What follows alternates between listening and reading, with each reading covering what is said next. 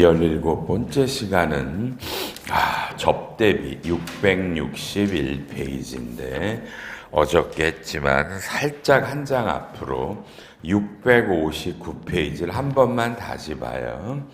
자, 요 26호 을어서식을 보시면서 첫째, 2023년에 여러분에게 업무무관 부동산이나 동산이 있나를 확인하라고 그랬다. 기억나죠? 아마도 없으실 거고요.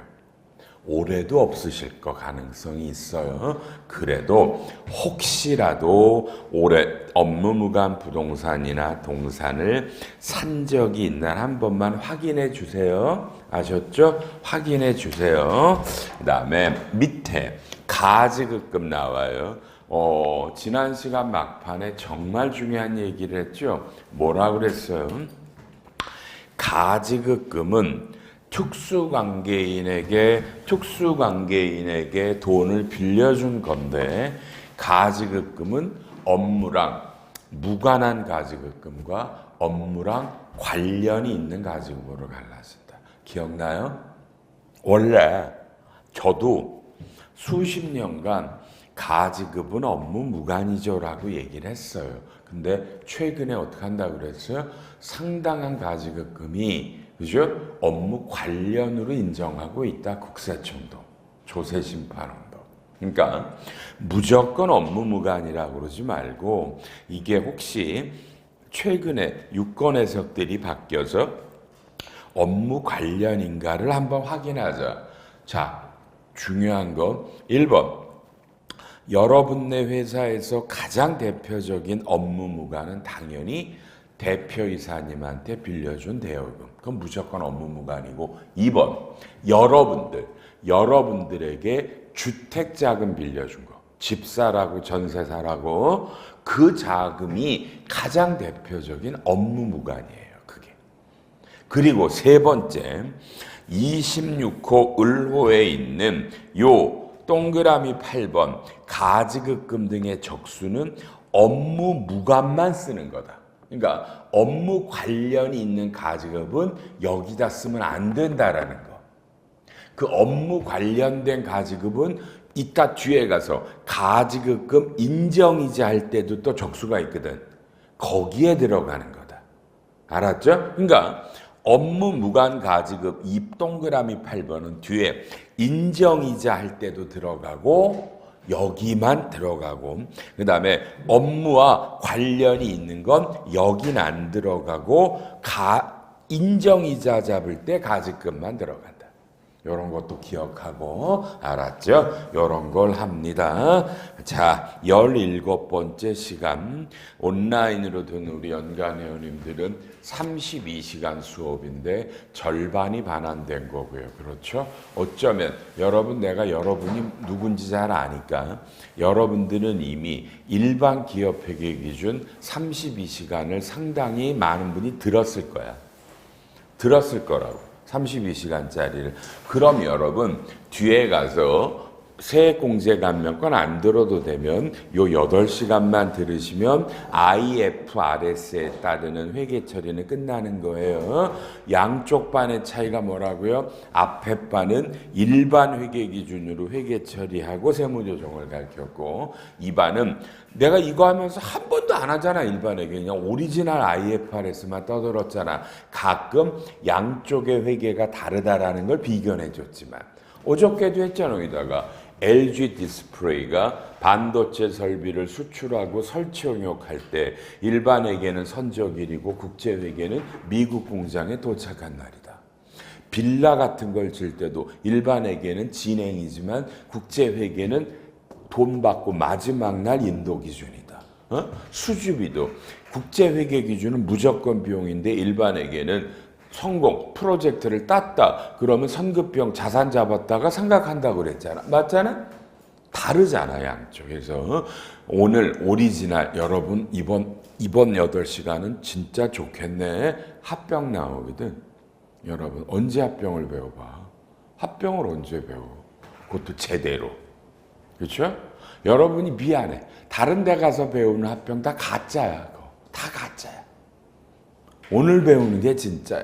그리고 오늘 합병 차익을 배우면서 첫날 했던 자본잉여금으로 배당 주문 입금 불산입니다. 그 조문이 드디어 나오는 거야.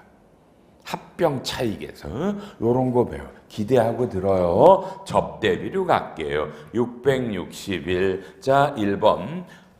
올해부터 접대비라는 표현을 기업 업무 추진비라고 세법이 이름을 바꿉니다. 많은 분들에게 물어보니까 아직도 상당수 회사는 접대비라는 개정을 쓴답니다. 방관비에. 어떤 분들은 기업 업무 추진비로 바꿨대. 여러분, 그 무슨 의미야? 여러분은 IFRS야. 개정 과목을 접대비로 쓴다고. 기업 업무 추진비 아무 상관없어. 이해했어? 야, 세법만 접대비라는 단어가 창피하대. 그래서 올해부터 업무 추진비인데 여러분 5초 업무 기업 업무 추의 읽어줘. 여러분. 읽어줘.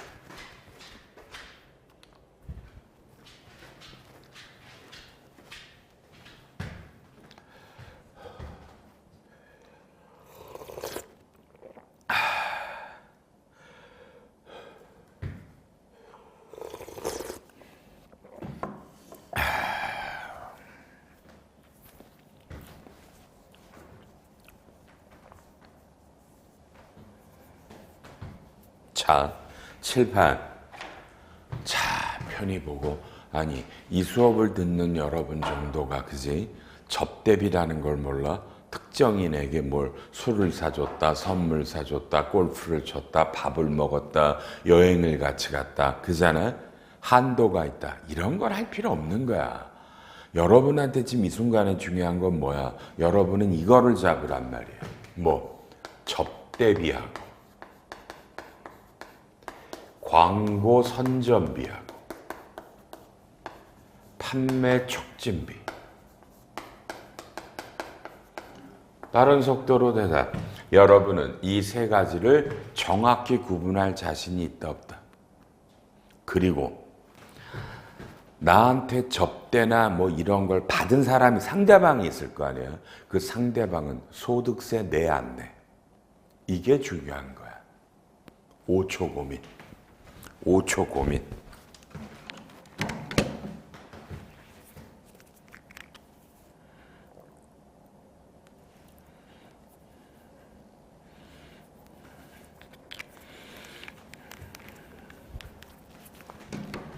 자,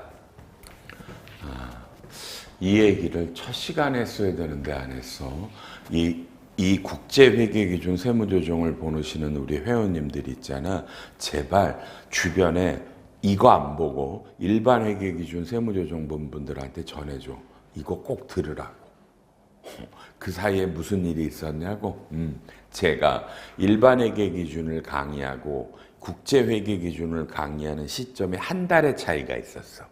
이 한 달에 제가 3권의 책을 읽었어. 남이 쓴 책을. 내가 남의 책 안 보는데 3권의 책을 읽었는데 거기 한 10개 정도는 내가 반성했어. 내가 잘못 알았나 봐. 그래서 이번 반은 제가 잘못 알았던 그 10개 정도를 수정한 강의가 이루어지고 추록분이 들어갔던 거야. 이해해요? 어저께 앉아 계신 분 기억나? 통화선도라고 했을 때 통화선도가 회계는 3,000원인데 세법은 매매기준율로 가면 2,000원이다. 요런 거 걔네가 반성했어. 남의 책도 봐. 이제는 안 볼 거야. 제가 볼 만한 책 다 봤어. 다 봤어. 그래서 일반 회계 그 강의할 때 없던 세법 얘기, 회계 말고 세법 얘기가 한 10대 개 정도는 새로운 내용이 들어갈 거야. 나름 중요하다고 생각 들어. 그러니까 내년 강의는 똑같을 거야. 다 책에다 반영하고 똑같이 강의할 건데 올해 2024년 12월에 강의했던 일반회계기준에 강의할 때는 없었던 세법 얘기가 이 국제회계기준 강의하는 한 10대 개 정도가 있을 거야. 물론 추록본에는 써놨어. 알았죠? 요거 좀 들으라 그래 여러분요. 자, 됐어. 할 말 다 했어. 빨리 구분해내. 쉬운 거 아니야. 여러분이 말하면 얘는 특정한 사람이야. 그리고 쉽게 내가 이거야. 개념이 이거야. 내가 이 사람한테 이걸 주면 내 물건이 더 많이 팔리는 거야. 이해했어? 그러니까 쉽게 내 물건을 사가는 사람들이야. 그래서 주니까 그래? 사줄게. 이런 거야. 이게 접대비야. 근데 광고 선전비는 불특정 다수야. 그냥 광고를 하고, 그지? 길거리가 다 나눠주고, 우리 소주집 가면 맨날 라이터 주고 그러잖아. 그런 건 광고 선전비지. 얘가 중요한 거야. 판매 촉진비는, 그러니까 얘는 뭔데? 직접 물건을 사주는 사람이 아니야. 근데 옆에서 도와준 거야. 와우. 기가 막혀. 근데 이게 도와준 것도 내가 여기 물건을 팔게 가운데서 중개를 섰어. 저쪽을 설득시켰어. 기가 막히게 했어. 잘했어. 이런 것도 있고, 또는 누가 우리 회사 물건이 기가 막히게 잘 만들 수 있게 뭘 도와준 사람도 있어. 차이가 우리 회사 물건을 기가 막히게 만드는 거를 옆에서 도와주고 응원해주고 한 사람에게 주는 건 판촉비야. 그냥 송금이야. 근데 가운데서 중개를 했어. 야, 이거 좋아 임마, 사 임마. 기가 막힌 거야 임마 이거. 이건 접대비로 가야 되는 거야. 근데 동시에 둘 다 뭐야? 둘 다 소득세법의 기타 소득이야. 기타 소득이야. 여러분이 해봤어? 판촉비를 주고 접대비를 회계 처리하는데 원천징수 해봤어? 원천징수를 해야 되는 거야. 상대방은 안 했지. 그래서 이게 문제가 되는 거예요. 그래서 어려운 거예요. 그러니까 항상 머릿속에 이걸 생각하고 이게 접대비야, 광고 선전비야, 판촉비야를 고민해보고, 두 번째 원천징수해야 되나? 이런 걸 생각해 본다. 알았네? 정답은 없어. 굉장히 많은 사례들이 있으니까 요것만 조심하면 된다. 이해하셨을 거야 이거? 중요한 얘기예요. 그러니까 밑에 나오잖아. 가로 2번에 1번 사례금, 정보 제공, 거래 알선 중개 등 법인의 사업상 효익을 유발시킨 자에게 지급한 통상적으로 인정할 수 있는 이런 거. 이런 건 접대비로 봐야 돼.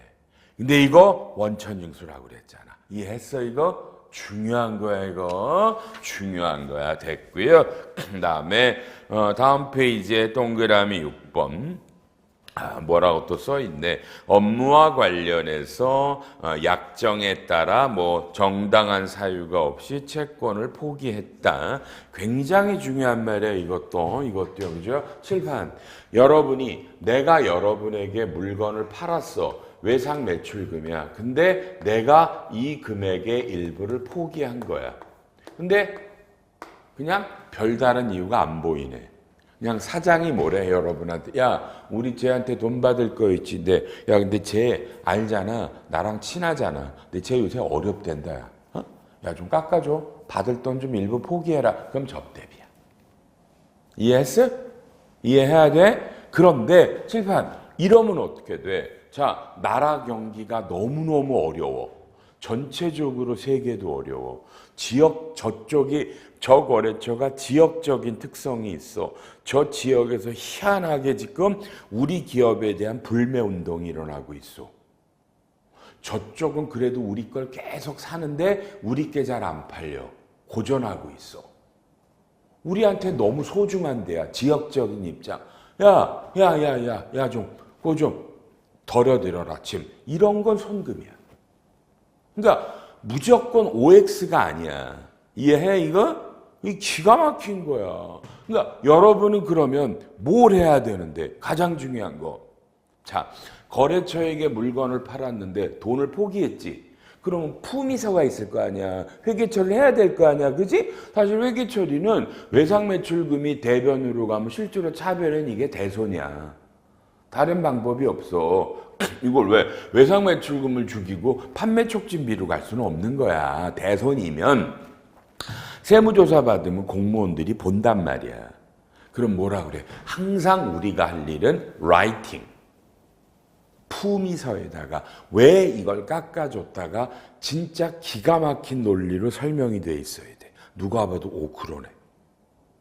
근데 문제는 여러분은 이런 걸 못해. 라이팅을. 왜?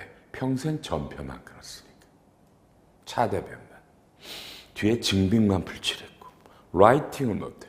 미국 애들은 제가 볼 때 회계학 실력은 전표 끊는 건 우리나라 재무팀이 월등히 잘해. 근데 미국 애들은 라이팅을 잘해. 쓰는 걸 잘 써.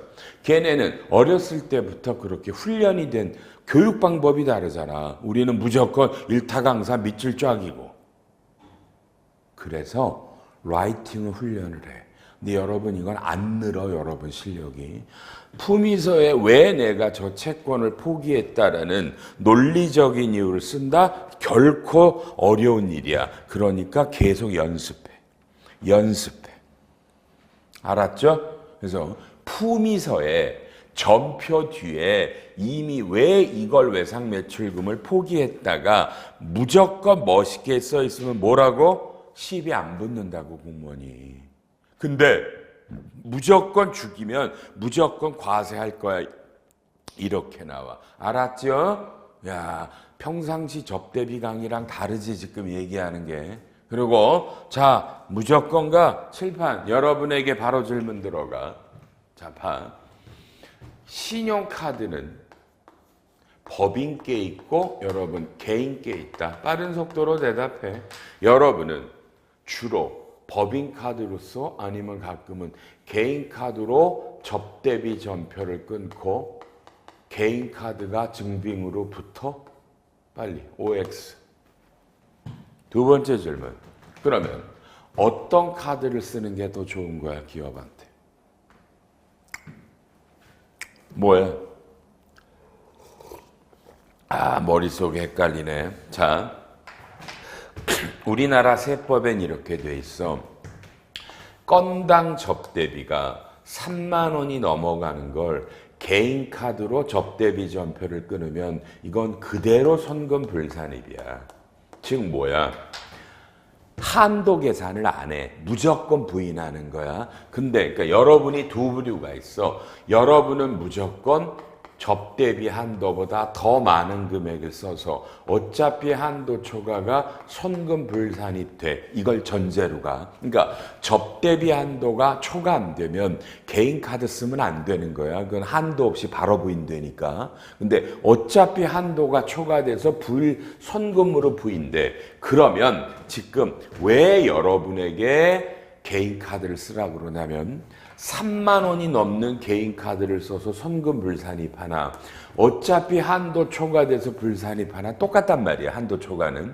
그런데 법인 카드를 쓰면 주로 여러분이 가장 많이 쓰는 게 상품권이야. 상품권만 있어? 우리 거래처 가니까 샤넬백도 샀던데. 어? 샤넬백을 샀어? 법인카드로. 접대비래. 공무원이 묻더라고 웃으면서. 저기 회계사님 와봐. 에? 여기 샤넬백 샀어. 진짠데? 회계사님 샤넬백을 누가 썼을까? 그 내가 웃으면서 거래처 줬겠지. 회계사님 이거 거래처 줬을 거라고 봐? 아이 사장이 썼겠지. 왜요? 사장이 여자였거든. 이해해? 그러면 문제는 상품권을 법인카드로 샀잖아? 그럼 이미 세무조사 나오기 전에 이미 여러분이 상품권 샀다라는 걸 이미 들고 나와 조사할 때. 에? 조사 나와서 보는 게 아니라 세무조사 나오기 전에 이 회사가 법인카드로 롯데백화점 가서 상품권을 1억 가치를 샀다를 알고 나온다고. 이해했나? 그럼 나오자마자 이 상품권을 누구한테 줬어요를 묻는다고. 그거 못 주잖아. 알려주면 기타 소득이야. 저 사람은 알려주지 못해. 그러면 상품권을 누가 썼는지 모르면 원래 접대비는 기타 사회 유출인데 상품권을 누구한테 줬날 못 밝히면 그냥 대표이사 상여라서 대표이사에게 어마어마한 소득세가 나와. 소득세가. 이거 얻어맞으면 여러분 또 잘려. 그래서 여러분이 어디서 들었지? 나한테도 들었고. 이게 걸리면 여러분이 원래 이렇게 얘기하면 되긴도 돼. 사장님이 아니라 영업에는, 그지? 영업 담당 상무, 영업 담당 이사, 영업 담당 팀장, 과장, 대리들이 이걸 썼다라고 봐서 이걸 사장님이 아니라 여러 사람으로 나누어. 그러면 어차피 상여는 상여지만 이 사람들은 사장님보다 소득세가 현격히 낮으니까 소득세가 훨씬 낮아. 그 사장권 안 때리잖아. 이 소득세를 회사가 내줘. 그리고 적당할 때 이 사람들에게 성과급을 줘가지고 이 소득세를 반가이 시키면 그나마 괜찮아. 근데 여러분한테도 이 얘기했지? 세무조사는 뭐가 있어? 정기 세무조사가 있고 그냥 이런 거 있지? 이번에 대통령 잡아놓듯이 갑자기 9시에 출근했는데 국세청 직원이 수십 명이 사무실 앞에 있는 경우가 있어. 그런 거 해봤어? 9시에 어디선가 탁 나타나서 영장 같은 걸 뒤밀어. 대표이사 오시라고 그러세요. 서울지방국세청 조사 2국 3과 2팀에서 나왔습니다. 이래. 3과 2팀은 대여섯 명인데 다른 과 직원들을 다 데리고 오니까 보통 20, 30명씩 데리고 나와. 삼성전자 가면 5, 60명 나와. 이런 게 특별세무조사야. 특조라고 부르는 거야. 특별세무조사. 그러면 특별세무조사를 받으면 이렇게 다른 사람으로 상여를 푸는 게 인정 안 돼요. 정기세무조사 정도는 공무원들이 봐줘요. 근데 특별세무조사는 안 돼. 그냥 얻어맞아. 그런데 봐. 상품권을 개인 거, 요 사람들이 개인으로 상품권을 1,000만 원씩 샀어. 이해했어? 접대비를 회계 처리했어. 회사가 이 사람들에게 돈을 줬어. 개인 카드 쓴 거니까. 그러면 세무조사 나올 때 법인카드로 상품권을 산 게 아니니까 이 파악이 안 되고 나와요. 이해했나? 그럼 조사 나올 때 봐. 어라? 개인 카드로 상품권을 샀네? 이래서 우리 전산에 안 떴구나. 그럼 이제부터 뭐야? 우리끼리 대화가 돼. 이해돼? 봐줘요. 진짜 상품권을 거래처 줬어요. 얘기 못할 뿐이에요. 사장이 어떻게 가져가? 저기요, 이거 때리면 저 잘려요. 그러니까 제가 여기에 해당하는 세금만큼요, 다른 걸로 제가 물어낼게요. 이건 봐줘요. 이러면 아이고, 당신 잘려? 네. 그래서 잘리면 안 되지. 그럼요. 에이씨, 그럼 다른 거 할까? 에이, 불쌍해라. 이렇게 넘어갈 수가 있어. 이거 중요한 말인데 이해했어? 이건 대단히 중요한 말이야. 다만 하나는 조심해야지. 양심상 이 개인카드 연말정산 할 때 신용카드 소득 공제는 빼야지. 이걸 신용카드 공제까지 엎어버리면 내가 공무원이라도 안 봐준다 이거. 지금 이런 말들. 한도 계산하고 이런 거 의미 없는 일이야. 읽어보면 하는 거고. 알았고요. 밑에 핵심 얘기 빨리 1번 읽어. 여러분 1번 읽어.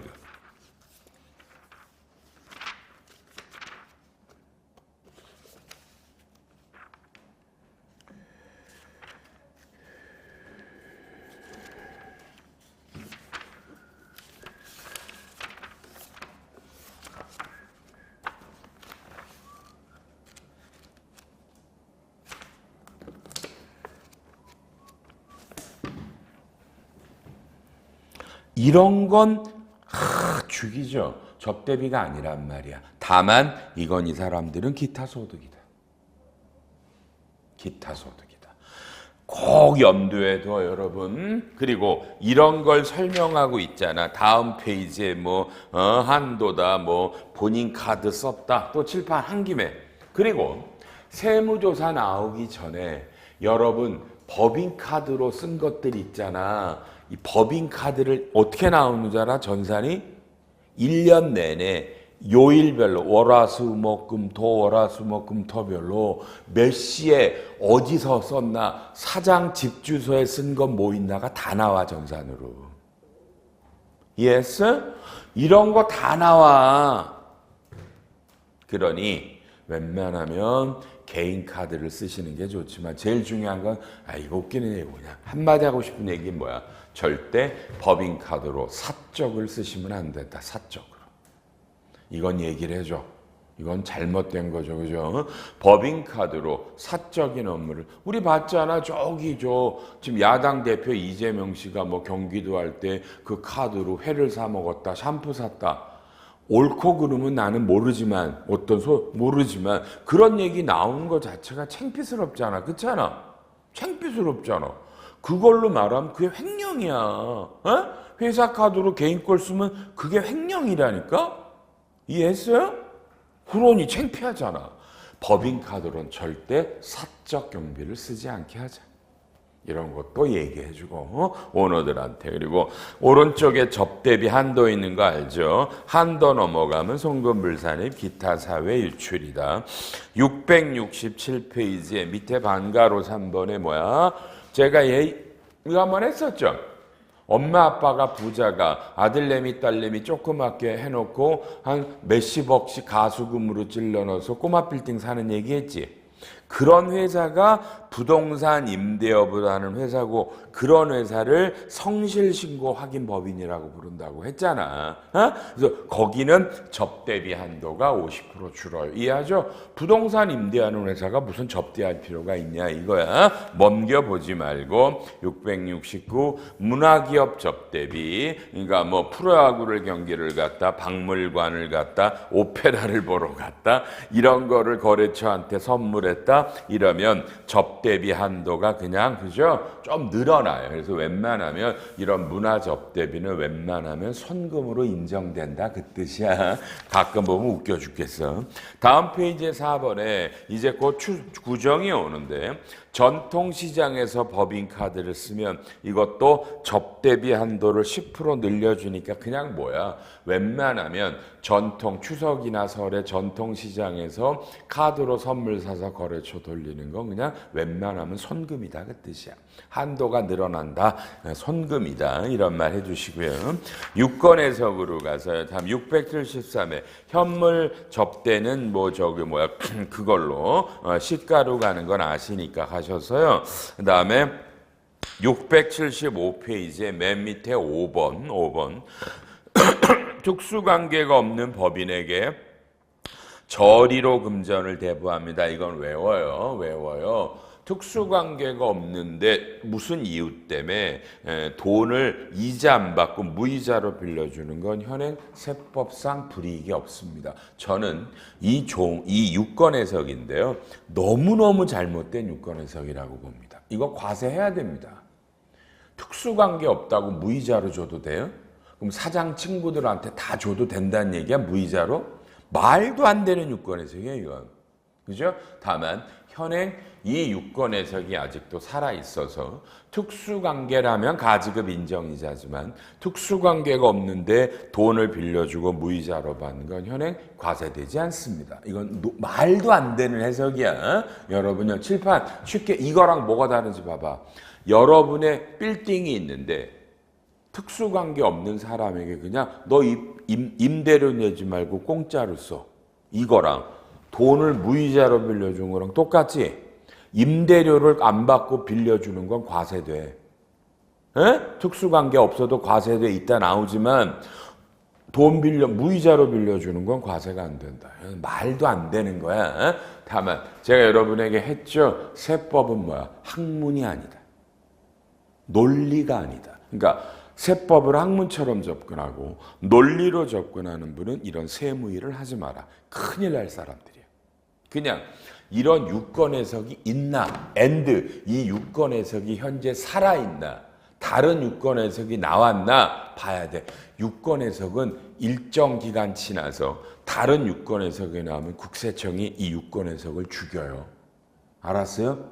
죽여요. 그러니까 국세청, 국세법령정보 시스템 같은 데 들어가서 이런 6권 해석을 검토하면 삭제됐다라고 나와. 그러니까 제 책에 있는 6권 해석을 믿으면 안 돼. 물론 제 책에 있는 건 일일이 매년 다 검토를 해서 삭제된 건 지우고 쓰는 책이에요.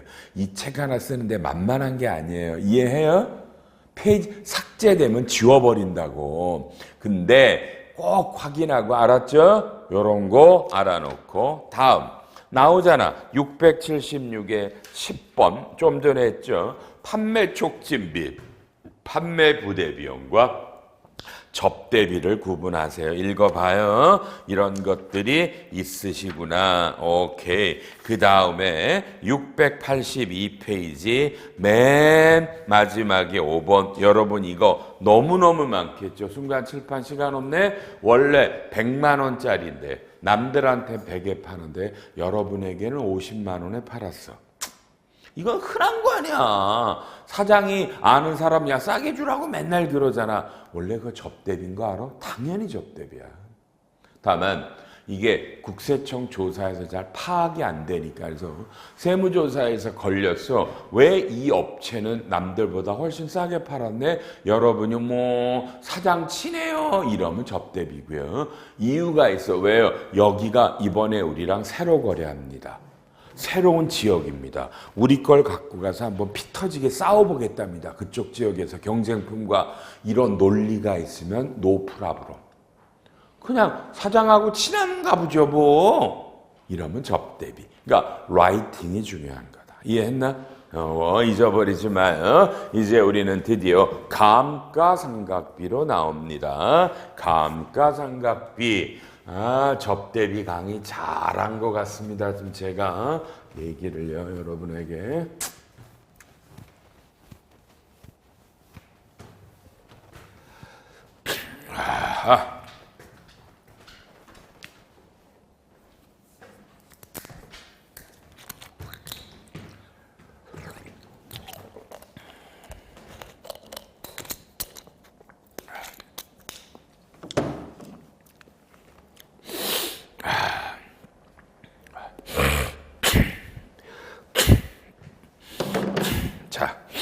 감가상각비 어마어마한 시간을 들이지 않을 겁니다. 여러분에게 감가상각을 뭘 떠들어. 의미 없는 얘기고 중요한 것만 잡습니다. 1번 686페이지 셋째 줄에 18원 주 5초 안에 읽습니다. 읽습니다.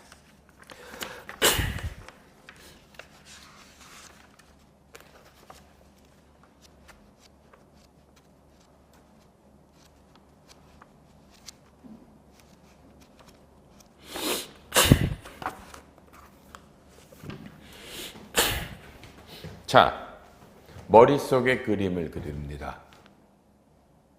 몇 년 동안 공장을 졌습니다. 써보면서 해야 되겠다. 자, 봐요. 공장을 졌는데 이제 올해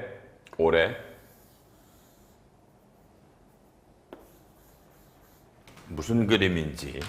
자, 몇 년간에 걸쳐서 공장의 건물과 여러분 기계 장치를 깔았습니다. 네, 건물은 너무 잘 아시지만 3월 10일 날 사용 검사가 떨어졌습니다. 이 말은 뭐야? 법으로 이 건물을 쓸 수 있다라는 거고요. 여러분 너무나 저보다 잘 알지만 기계 장치는 언제부터 감가상각되면서 이건 다 알대? 사용이 가능한 날이라고 다 알더만, 그죠? 그래서 공장에서 돌아가는 날이 이게 7월 20일 날 사용이 가능한 날입니다. 먼저 1번. 이 건물과 이 기계장치를 짓기 위해 이 회사는 많은 돈을 차입했습니다. 이게 어저께 우리가 배웠던 세법은 건설자금이자 회계는 차입원가입니다. 양쪽 다 빨리 대답. 언제까지 그 차입금의 지급이자를 잡아놔죠? 법에서 건설이 완료될 때까지. 시작. 건물은 여러분 요 날이 건설이 완료된 날입니다. 그러니까 이날 전인 3월 9일까지 이 건물을 짓기 위한 차입금의 이자를 잡아놔한다. 그리고 3월 10일부터 이자는 다시 지급이자로 갑니다. 회계세법 똑같습니다. 그리고 요 날부터 감가상각을 하는 겁니다. 차입 원가랑 반대로 들어가는 거야. 그러면 기계장치는 7월 19일까지 이 기계를 만드는 거를 자본화합니다. 그리고 7월 10일부터 20일부터 지급이자입니다. 그리고 감가상각 시작합니다. 이해했어, 그죠? 근데 지금 여러분이 읽어본 건 세법입니다. 세법은 칠판. 원래 건물은 이게 맞지만 지금 세법은 이 건물은 그냥 건물이 아니라 공장이라는 겁니다. 여러분, 공장 건물은 왜 졌습니까? 제품 만들려고 진 거잖아. 그래서 이 건물, 공장 건물의 감가상각을 이날이 아니라 기계장치와 똑같이 건물도 이때부터 하라고 하는 유권해석입니다. 그러니까 기업회계는 3월 10일부터 감가상각하는데 회계는 7월 20일부터니까 3, 4, 5, 6, 5 이 넉 달치를 여러분이 건물에 대한 감가상각을 기업회계가 잡으면 이 유권해석에 따라서는 선금을 살 때는 겁니다. 저는 지금 이 순간도 이 유권해석이 제가 좀 전에 떠든 회계학보다 맞다라고 봅니다. 이해합니까? 논리적으로 저는 이 법인세 유권 해석이 맞다고 봐요. 그래서 회계법인과 이럴 때 이 건물은 공장이잖아. 공장의 건물은 제품을 만들려고 한 거잖아. 회계학이 유형자산의 감가상각은 사용이 가능할 때부터잖아. 공장을 줘서 뭐가 사용이 돼? 제품을 만들어야 돌아가니까 이 건물도 기계랑 함께 시작을 해야 맞잖아. 이렇게 설득을 해서 되면 세무조정이 없겠죠. 오케이? 이해할 거라고 보고요. 중요한 얘기했고, 오른쪽에 영어권은요. 제가 이런 강의를 할 때 그냥 기본으로 기본으로 5손가락 안에 들어갑니다. 중요도가. 어마어마한 놈이 나왔습니다. 뚫어지게 쳐다봅니다. 시작. 오른쪽에 둘째 줄부터 영어권의 정의에 반가로 2번에 동그라미 1번 20초째를 봅니다. 터씨 하나 빼먹지 말고.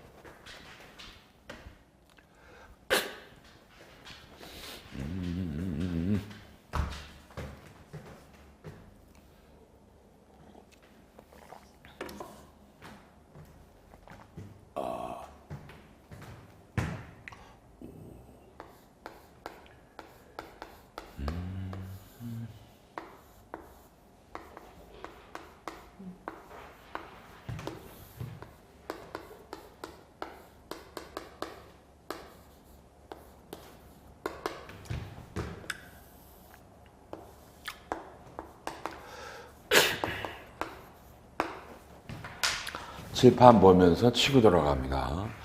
A라는 법인은 갑과 을이라는 사업부가 있는데 이때 7월 1일에 여러분이 을이라는 사업부를 B라는 법인에게 사업 양수도로 넘겼습니다. 넘기면 7월 1일에 을의 자산은 1,000억이고 부채가 700억입니다. 장부가액으로. 그러면 이런 일을 해보셨을 거라고 보지만 여러분이 실무적으로 하는 일은 일단 이렇게 이 을사업부를 양수합니다라고 하면 실제로 뭐죠? 이런 걸 했으면 이제 쌍방간의 계약에 따라 B에서 처음에 1번 실사가 나오죠. 자산부채가 실제로 있날 봐야 될 거 아니야. 여러분이 못하면 회계법인이 할 거고요. 실사했던 이때 두 번째는 요 자산 부채는 장부가니까 얘네들의 페어 밸류, 세법은 시가, 회계학은 공정가치를 측정하니까 여기서 부채는 똑같은데 자산이 300억이 늘어난답니다. 그래서 자산의 밸류는 1,300억으로 놓고 부채가 700억이니까 이 회사의 밸류는 600억이라고 나옵니다. 이걸 우리는 보통 자산가치라고 부릅니다. 자산가치라고 부릅니다. 다만 3번 이런 걸 사고 팔 때는 자산가치에다가 알파라는 당연한 권리금, 이걸 회계학에서는 영업권이라고 부르는 놈이 계산되고요. 너무나 잘 아시지만 우리나라는 영업권을 어떻게 계산해라고 하는 거는 없어요, 법에. 영업권 이 권리금은 쌍방합의입니다. 여러 가지 방법에 따라 어쨌든 합의가 돼서 영업권을 400억을 주기로 하면 이 전체 양수도 대가가 1000억이 이렇게 1, 2, 3로 결정되는 거예요. 그래서 결정이 되면 이제 B법인은 7월 1일에 자산은 우리가 평가를 해서 1300억에 산 거고요. 부채는 700억인데 내가 1000억을 주니까 당연히 차변에 이렇게 권리금에 해당하는 돈이 영업권으로 뜨는 겁니다. 그래서 여러분은 헷갈리시면 안 된다. 여러분의 개념은 영업권이라는 거는 이렇게 계약서에 있을 것 같지만 실제로는 아니에요. 자산을 띄워놓고 부채를 띄워놓고 준 돈을 띄워놓고 왼쪽이 비면 영업권이고 이 오른쪽이 띄면 이쪽은 염가매수 차익이라고 부르죠. 이따 또 할 거니까 어쨌든 영업권인데 영업권은 당연히 무형자산입니다. 그리고 아시죠? 여러분은 국제회계 기준입니다. 12월 말에 죽이네요. 여러분은 영업권을 상각하지 않습니다. 상각하지 않습니다. 다만 손상을 합니다. 손상을 검토합니다. 여러분에게 5초 준다. 온몸으로 울부짖어. 국제회계 기준에서 영업권을 손상을 검토하는 방법은 뭡니까? 5초 안에 대답. 5초 안에 대답.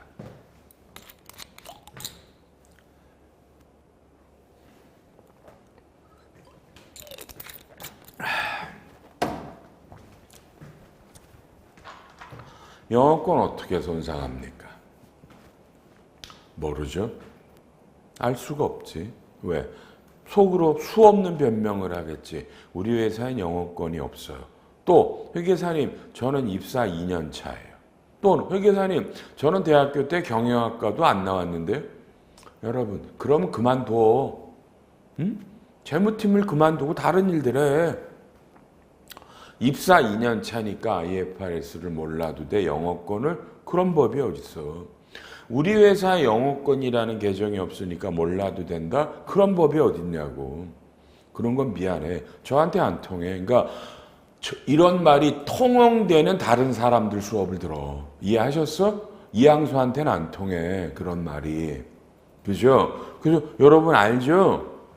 시장에서 이항수를 너무너무 좋아하는 사람 절반과 너무너무 싫어하는 사람 절반이 있어. 내가 이항수 싫어하는 사람한테 맨날 말하잖아. 내 수업 듣지 말라고.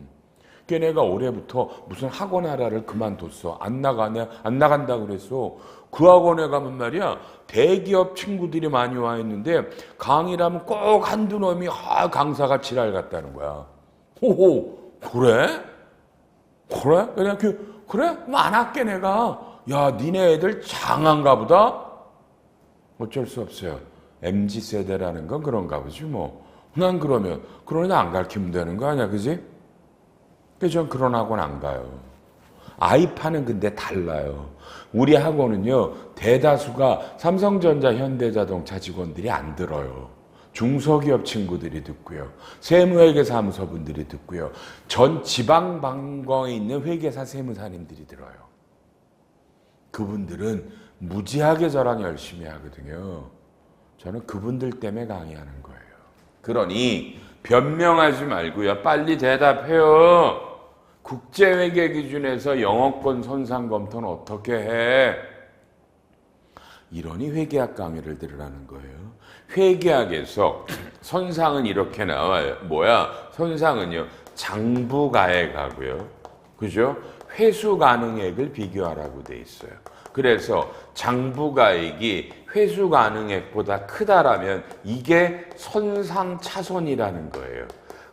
그러면 회수 가능액은 뭐냐라고 하면 맥스예요. 맥스라고 그래서 뭐예요? 순공정 가치하고요. 사용 가치 중 적은 게 아니라 큰 금액이에요. 이 순공정 가치라고 하는 건 아무것도 아니야. 연말에 이걸 정상적으로 팔았으면 얼마를 받을까? 중고 가격을 말하는 거고요. 요게 중요해. 사용 가치가 이걸 이용해서 내가 앞으로 미래에 얼마의 돈을 벌까? 여러분 좋아하는 현재 가치를 말해. 하나 찍어. 둘 중에 큰 거야. 개념을 하나. 이게 맥스로 들어오면 둘 다 구할 필요 없어. 이게 민이면 둘 다 구해야 되는데 맥스면 하나만 구해도 되는 거야. 대답. 얘가 중요해, 얘가 중요해. 이런 걸 제발 저랑 앞으로 공부하면서 회계사는 걸 질문이라고 하세요? 사용 가치가 중요하죠. 맞아. 택도 없는 소리야, 순공정 가치. 얘가 100배, 1000배 중요한 거야. 그러므로 B법인은 봐. 자기가 원래 사업하는 건 정의라는 사업부래. A법인으로부터 을이라는 사업부를 양수받았잖아. 그래서 연말에 연말에 앞으로 내가 인수한 을이라는 사업부가 미래에 어느 정도의 캐시플로우, 현금 흐름이 있나를 추정해서 이놈을 잘 하시는 여러분의 시장이자율로 할인한 금액이 사용가치야. 이걸 구해서 이게 이거보다 떨어졌으면 손상을 건다 그 뜻이야. 근데 문제는 여러분들이 영어권에 지금 이와 같은 이런 사용가치를 구할 자신이 없어. 저 B을이라는 사업부의 미래현금을 추정해야 되니까 이걸 못하니까 저 손상검토도 돈 주고 회계법인에게 의뢰해요. 나는 미치고 한장하겠고. 회계사가 여러분과 뭐가 다르다라는 얘기야. 회계사는 그냥 대학교 때 열심히 공부해서 그냥 시험 붙은 친구야. 여러분보다 회계를 잘할 거라는 생각을 하지 마. 똑같아. 그냥 매뉴얼로 하는 거야. 왜 이걸 돈 주고 구해? 왜? 돈이 그렇게 남아? 이걸 다 돈 주고 구해. 이게 사용가치야. 이해하셨어? 그래서 떨어지면 손상차손 잡고 안 떨어지면 그냥 영업권이 계속 이렇게 있는 거야. 근데 이제 문제는 이거잖아. 여러분이 읽었어? 자, 봐. 여러분 질문 들어가. 이 400억은 우리나라 법인세법이 인정하는 영업권이 아니야. 5초 안에 대다. 5초 안에 대다. 동그라미 1번. 여러분 다시 읽어. 다시 읽어.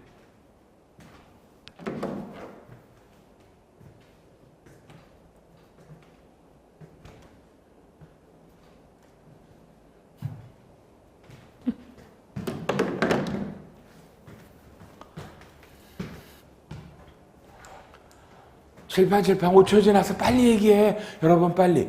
지금 이렇게 합의가 돼서 잡은 게 지금 동그라미 1번의 영어권인 것 같아 안 같아? 빨리. 헷갈려 죽겠다 그래. 헷갈려 죽겠지? 왜 헷갈려? 처음에 양도 사업에 관한 허가인가 등 법률상의 지위 이런 얘기는 안 했잖아 지금 내가. 그지? 안 했지? 그럼 둘째, 사업상 편리적, 지리적인 요건? 이건 잘 모르겠다. 그지? 모르겠어. 이게 검토가 됐는지. 지금 칠판. 쌍방이 합의가 돼서 400억의 권리금을 정했잖아. 이 400억을 정할 때 지리적인 요건이 했는지는 모르잖아. 아직 우리가 구체적으로. 그 다음에 영업상의 비법이 있었나? 이것도 모르지. 있었을 수 있지? 신용, 명성, 거래처들이 우리 회사 이름이니까 영업상의 이점들이 있나? 다만 이런 거를 고려해서 적절한 평가 방법으로 평가를 했나요? 문제는 세법에서 적절한 평가 방법이 뭐냐라는 언급이 없어요. 언급이 없어요. 이해해? 그래서 칠판. 근데 문제는 여러분은 쌍방합이야. 여러분은 대충 정한 거야. 술 먹고. 문제는 나중에 봐. B법인이 A법인의 을이라는 사업부를 인수하고 권리금을 400억을 줬는데 나중에 을이라는 사업부가 망할 수도 있지. 그지? 그러면 저 인수를 결정한 임원에게 배임죄를 걸어. 이해해? 너는 뭘 믿고 영업권을 400억을 줬니? 이러거든? 배임죄가 걸려. 대기업이니까 알기 때문에 이때 회계법인을 불러갖고 야 내가 술 먹고 영업권은 400억을 치기로 했는데 있지 이 400억 좀 논리 좀 땡겨봐. 그럼 회계법인이 그러지 뭐. 그리고 이렇게 요런 거에 미래 현금 흐름의 현재 가치를 구해서 한 400 몇십억이라고 구해줘. 답은 있으니까. 그러면 요런 평가 보고서에 기인해서 우수리 띄어서 400억을 결정했다. 이렇게 해놓거든. 택도 없는 소리야. 그건 세무조사 나오면 무조건 부인해. 왜? 이게 아니라는 얘기야. 그러면 칠판 이게 부인이 되면 봐. 이게 부인이 되면 세무조사는 이렇게 하는 거야. 선금산입 영업권 400억 마이너스 유보. 이건 뭔데? 요건 세법상 자산이 아닙니다. 그럼 400억은 뭐야? 그냥 쉽게 하면 이거야. 접대비로 더 줬다 이거야. 접대비로 더 줬다. 그래서 다시 선금불산입. 영업권 400억 기타 사회유출. 그래서 올해는 익송금을 동시에 해놓고 언젠가 영업권을 선상차선을 떨 때 전부 다 요놈을 선금불산입해서 과세됩니다. 즉 400억이 1원도 선금 인정이 안 됩니다. 그러면 억울하잖아. 맞아? 400억이 선금 인정되면 법인세가 100억은 주는 거잖아. 그러므로 여러분이 해야 될 일을 알았어? 지금 이렇게 영업권이 뜨면 회계법인으로부터 이런 현재 가치를 받아놓는 건 당연하지만 이런 거랑 별도로 지금 국세청에서 여러 가지 세법이 얘기하고 있잖아. 이런 요건들을 다 좀 집어넣어. 아주 디테일하게 이해해? 무지막지하게 디테일해서 얘네는 상표가 이런 거야. 기가 막혀. 영업상의 비법 이런 걸로 꾸며 그냥 미래 현금 흐름의 현재 가치만 하지 말고 다양하게 꾸며서 세무조사 나와서 절대로 이게 부인되지 않게 하는 게 여러분이 하는 일이야. 이건 제 24시간 강의 중에 최소 5손가락 안에 들어가. 그런데 한 장을 넘겨서 보면 689페이지 중점사항의 넷째 줄에 울산지법에서 어떤 지방법원 판결이 있었어. 여러분 책 읽으란 뜻 아니야? 사례가 뭐냐면 어떤 쪽에서 그죠? 어떤 기업이 갖고 있는 원자력 사업부를 인수했어. 원자력 사업부를 인수했어. 그랬더니 어마어마하게 평가를 했어. 그리고 현재 가치 평가도 했어. 근데 어마어마하게 다시 한번 칠판 뭘 평가했냐? 요놈 내가 인수한 이 자산에 대해서 어마어마한 페어밸류를 평가하고 특히 이 자산에 없는 무형 자산들의 개념도 전부 다 계산해서 잡았어. 철저하게. 그리고 미래 현금 흐름도 구했어. 어쨌든 이랬더니 국세청이 그래도 부인했어. 소송에 걸렸어. 울산지법에서 판사님이 국세청 여기서 이러시면 안 됩니다. 최선을 다했잖아요. 그 니네 법에 적절한 평가 방법이라는 말이 뭔지 없잖아요. 다 했잖아. 이 정도로. 그래서 국세청이 졌어요. 제 평생 영업권에 관해서 현재 가치들 이렇게 구해놓고 국세청이 패소한 사건은 저는 평생 처음 봤어요. 근데 문제는 이게 지금 횟수로 말하면 거의 빨리 말해봐 4년 정도 지나가지 2021년인데 아직도 고법 판례가 없어요. 제가 볼 땐 이건 국세청이 그저 항소 안 한 것 같아요. 이건 그냥 단순히 현금 흐름만 구한 건 아니야. 무형자산도 엄청나게 별도로 평가를 했고 너무나 열심히 구해냈단 말이야. 그래서 이건 국세청이 졌어요. 그러니 기억해. 나중에 엄청난 시간으로 이 판례를 읽어보고 빨리 칠판. 절대로 뭐라고? 절대로 현재 가치 등 했다라고 무조건 부인되는 건 아니구나. 무조건 여러분은 어떠한 일이 있어도 뭐 영어권을 세법에서 부인되지 않게 하셔야 됩니다. 아, 기가 막힌 말. 알았죠? 다음 시간에는 691부터 갑니다. 쇼톱쇼!